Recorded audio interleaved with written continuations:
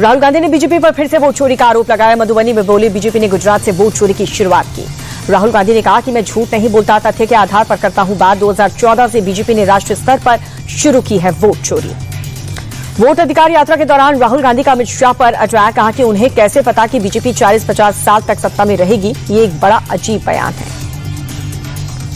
Telangana CM Revanth Reddy भी बिहार पहुंचे। सुपौल में राहुल की वोटर अधिकार यात्रा में हुए शामिल। एसआईआर को लेकर चुनाव आयोग ने जनता से पूछे 5 सवाल। वोटर लिस्ट की गहन जांच होनी चाहिए या फिर नहीं। विदेशों ने नाम वोटर लिस्ट से हटाने चाहिए या फिर नहीं।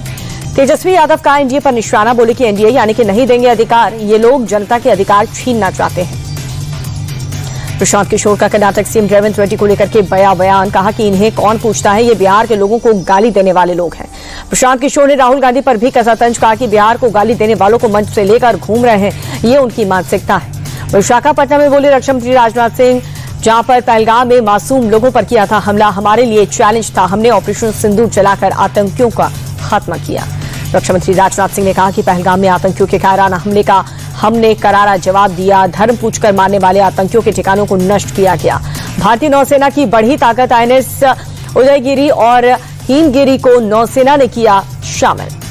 एमपी के महू में रन संवाद में सीडीएस जनरल अनिल चौहान का बड़ा बयान। बोले कि भारत शांति प्रिय देश, लेकिन कोई भी गलतफहमी में न पड़े। आप शांति चाहते हैं तो युद्ध के लिए तैयार रहें।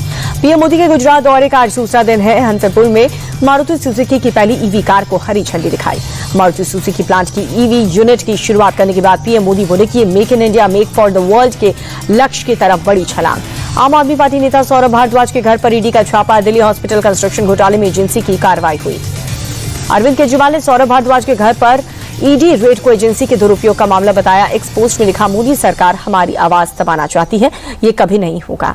जम्मू में मां वैष्णो देवी मार्ग पर लैंडस्लाइड, कई लोगों के घायल होने की खबर। मौके पर राहत और बचाव का काम जारी।